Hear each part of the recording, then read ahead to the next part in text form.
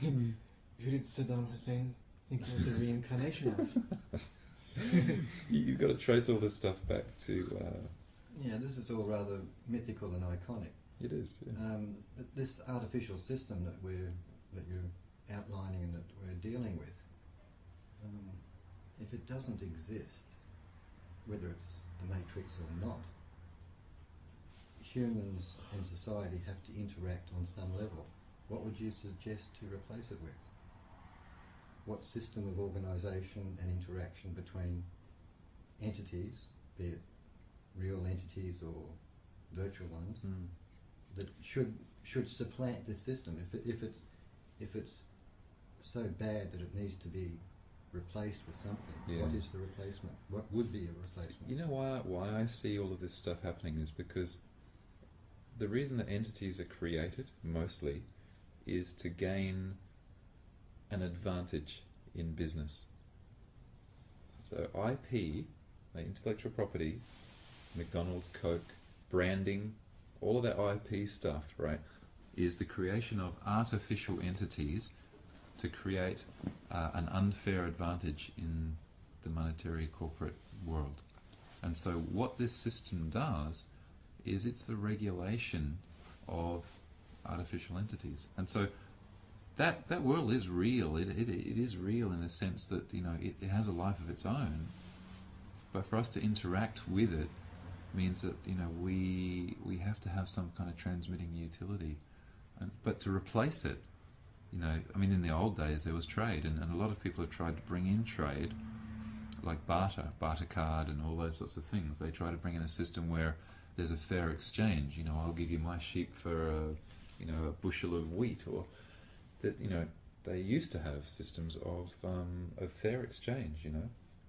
And the only time that taxes and things came in is when you had a liege lord, you know, who owned the land, and he would, you know, get you to do, you know, labour in his land, and you would pay taxes for the upkeep of things, and it was apportioned. But tax is no longer apportioned; it's become this artificial thing, you know. So yeah, if we were to replace it, we'd have to go back. Does it need to be replaced as well? Is another question. Like in my particular case, my whole world and my identity is in my hand right now. I'm not actually disappointed or disapproving of that.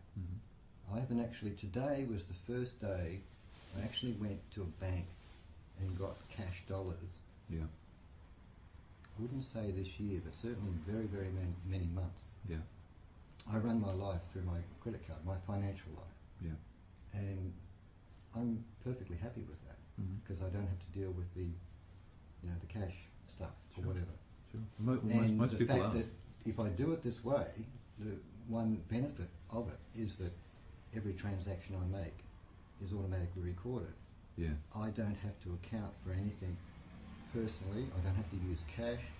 I don't have to deal with the fact that I do or do not have actually cash on me or whatever, as long as my bank account's got a certain overhead in it. And mainly, all of those transactions are recorded. So when it comes time to actually deal with tax and stuff like that, the paper trail's already there. Yeah. I don't have a great sweat about anything. I don't have a great problem with anything. I can appreciate everything that you're saying. Yeah. But personally, I actually don't really have a great problem with the current system. To the system, And It's very easy. If anything, I would somewhat object to actually spending the extra amount of overhead that I would have to invest in to fight against it, as you would be. I don't want to spend 3 months actually changing my identities, Yeah. because the ones that I've got, I'm actually perfectly happy with. Sure. Well, it does So cause. in other words, that's what I'm saying. What if you look at it would on be a, a reasonable thing to replace the you don't. current You can keep situation? your perfect system that you're using, and that works for you. Yeah. You look on a bigger level with multi-corporations that are lending out your money at 90%, and the corporations are getting bigger and stronger, more control, and we're staying stuck and happy where we are using our credit cards.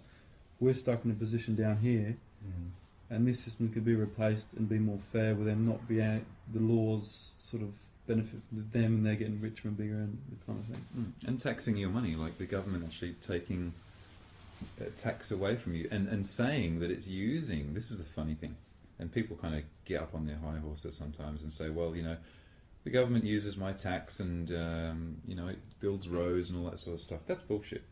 We build the roads. The people build the roads, right? They don't use the tax money.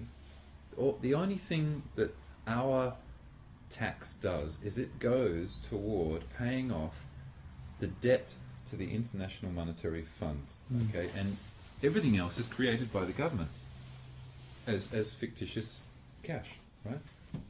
But when you hear people say, well, my tax money is paying for you dole bludgers, that's not true.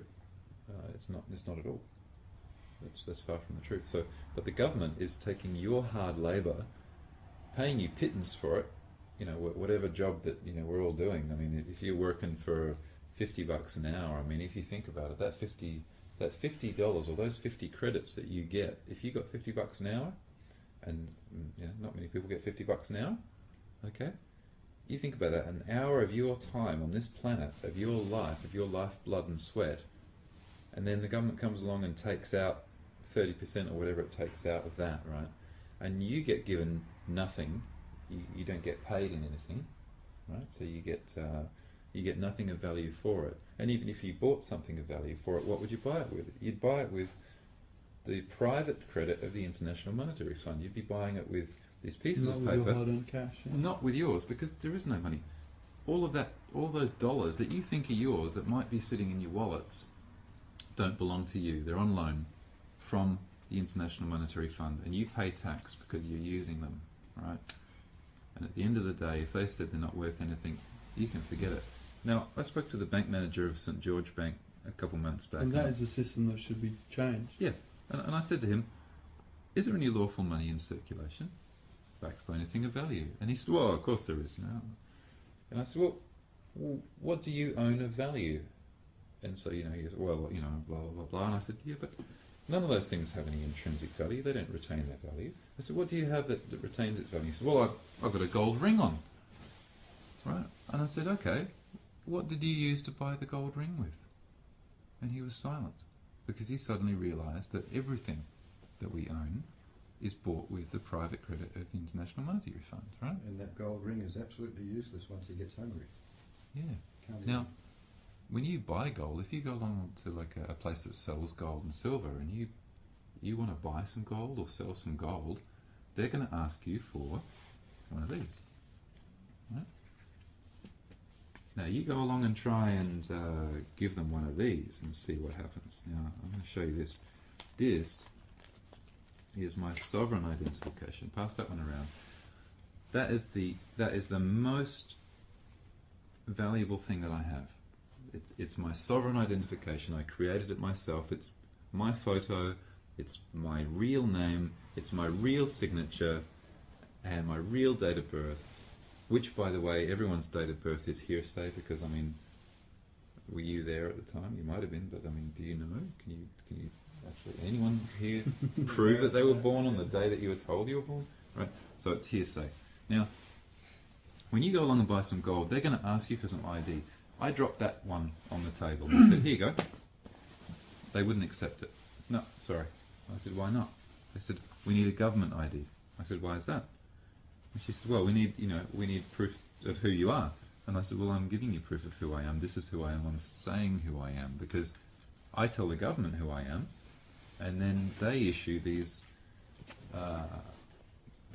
second-hand documents, okay, which say who they think I am based on who I've told them that I am. So here's my birth certificate, and here's my here's who I am, and they won't accept it. They have to have your all capital letter legal fiction, because they have to do business with the Strawman. They can't do business with a natural flesh and blood being. Okay, and so that transaction is recorded. And if you buy gold, what do you buy it with? You buy it with the private credit of the International Monetary Fund, which isn't yours. And so they can just go and take back all this stuff if they wanted to.